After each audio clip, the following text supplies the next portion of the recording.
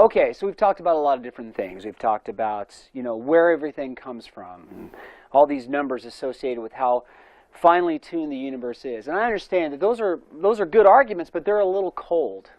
Maybe we should make it a little more personal, a little more down to earth. Because for my money, this is the kicker. Have you ever had a bad day? I mean, have you ever had a day just happen to you? And you say, well, this happened and that was bad, and this happened and that was terrible, and my boss was mean to me at work. He was being unfair to me, or my wife is angry at me for no reason, or I'm angry at her for this reason. Look, we've all had days like that. We've all had moments what we associate as bad, but we just use that word willy-nilly. Like, what does it really mean, bad? It kind of raises a question, and it's a question that seems simplistic and kind of goofy on the surface, but I think it's a good one, and it's this. Do fish know they're wet? I mean, think about it. If you're a fish and you've lived your entire life underwater and you've never been above the surface, do you know you're wet? Of course you don't. Why? Because you don't have anything to compare it to. All you've known is wetness, and therefore you don't really know what wetness means. Darkness and light are the same. If you've never seen before, if you were born without eyes, well, you have no real appreciation for what light is. These are all comparisons that we make and just commonly in our language. It's definitely a comparison we make when we use the word bad. I had a bad day. Well, as opposed to what? Well, a good day. Well, what's a good day? Well, if this had happened, and that had happened, that would have been good. But see, it goes beyond just saying my day was bad or my day was good. We use these comparative judgments to refer to things that happen in our world. The president is good, or the president is bad. This movie was good, or this movie was bad. We do that all the time, and we even get deeper with that. We say things like good and evil, or right and wrong. Again, these are comparative statements. When I say something is wrong, I am holding it up against a standard that is considered to be right. But we have to ask ourselves this question: where does that standard come from? What creates that standard? I hear a lot of people who claim to not believe in God, who claim there is no God, and they're very positive about the lack of God's existence. And I still hear them say things like, it would be wrong to do this, or this is evil. I don't know too many people who are atheists who are willing to say that Adolf Hitler was a good guy. They all say he was a bad guy. And they all say that what he tried to do with the extermination of the Jewish people was evil. But that confuses me a little bit. Not because I disagree that it was evil. Of course it was evil. But I just don't know how they're getting to that conclusion. It's not the answer they're giving that I find an issue with. It's the work they're doing to get there. Look, assuming for a second that there is no God, what is good? What makes something good if God doesn't exist? You see, from a theist perspective, not a Christian perspective, but a theist perspective, God is the source of goodness. He is the standard setter for what is good and right. We're going to talk more about exactly how that works in a later video, but for right now, assuming that that's the case, that God is the one from whom goodness flows, and He's the one that makes things good, and therefore makes the opposite of those things bad. And if you take Him out, well, you're taking out the standard itself. And with no standard, there's nothing to compare badness to. Therefore, who's to say what's bad? Just like who's to say whether a fish is wet or dry if there is no dry? Now, you might be saying, I've heard a lot of people say in response to what I just said, well, that's just you plugging your God in and saying, well, that your God is the objective moral value. What if it was, Ra or Zeus or Odin or Cthulhu or whoever? You could plug any God's name in there, and that would be what that person who believes in that God would say, that my God is the objective moral value behind morality, behind ethics. Well, that's an interesting point. Too bad it's a bad one. Because I'm not plugging in the Christian God when I say that. I'm plugging in the God. We haven't defined who that God is yet. We're just saying that here are some reasons to say that God must exist. Because if God doesn't exist, then objective moral values and duties don't exist. And if they do exist, well, then we have to explain why they're there. And I think the best explanation for that is God. Now, in part, do you know who kind of agrees with that? Do you remember from the beginning? Nietzsche. Just a little bit.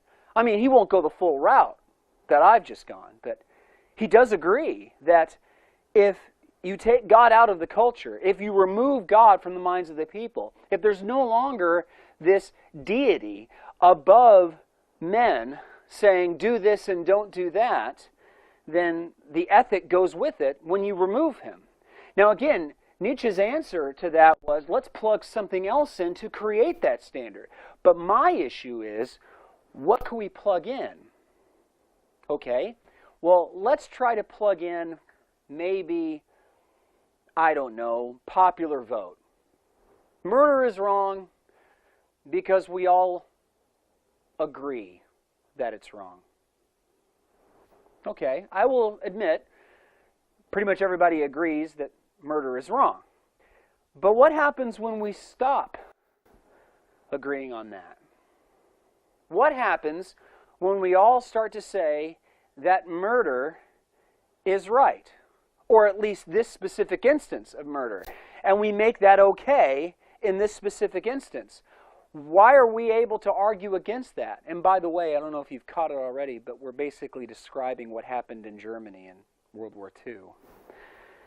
The German people decided that it was okay to put Hitler in, knowing full well what he was going to try and do to the Jewish people. You know, it kind of falls apart when you look at it like that, doesn't it?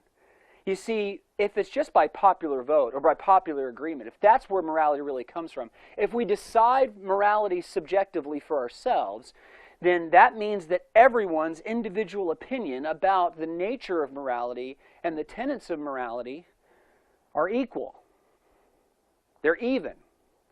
My opinion as to what is right and wrong is no more valuable or less valuable than your opinion as to what is right and what is wrong.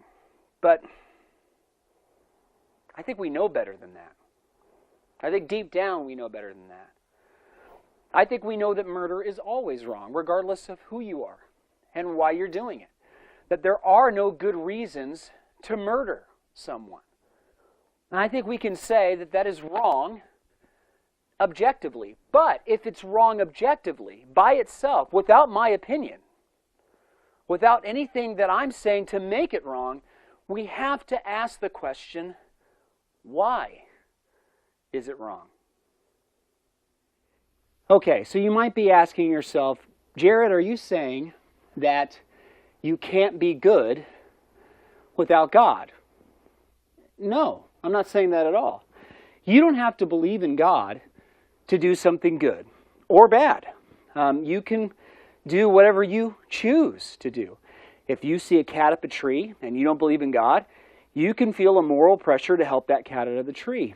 Or you can give to charity, volunteer at a soup kitchen.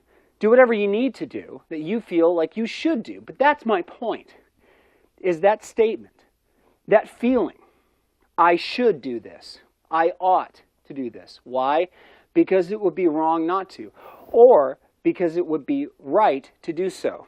Where does that come from? You know, plenty of atheists have felt this pressure.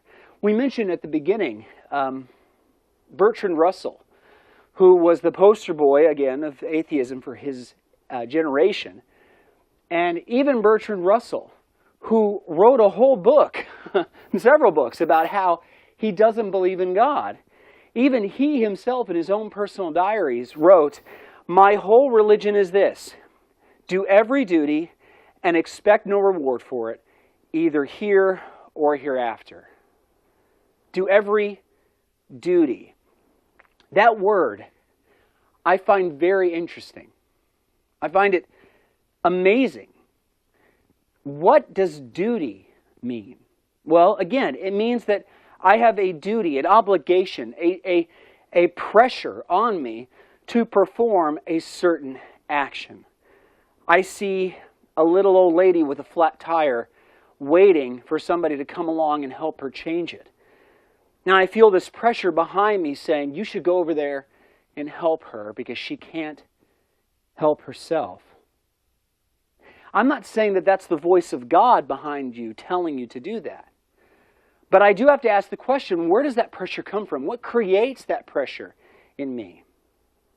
You know, I don't have to believe in gravity for it to keep me on the ground. I can believe it's anything. I can believe it's pixie dust. But if I believe that, I don't start floating. I stay down. But I do need to be right about what's keeping me on the ground. And I start looking into why I stay on the ground. I better throw pixie dust out of the water and start focusing on what gravity is.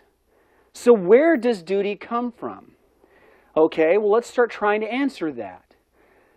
It has to come from something outside of myself. So let's start looking at maybe the physical laws of the universe. Things like gravity. But I don't see anything in them demanding that I do something right or wrong. In fact, when I look at nature, specifically the animal kingdom, I start seeing, well, violence and blood and a lot of really nasty looking things. You know, even Darwin himself said it this way, that nature is red in tooth and claw. So nature doesn't really seem to be giving me that pressure. So it seems as if that pressure is beyond nature. Well, guess what we're back to? We're back to God again. I'm not saying that God exists because you can't be good without God. I'm saying that God is the only reasonable explanation to explain why you feel personally the need to be good in the first place.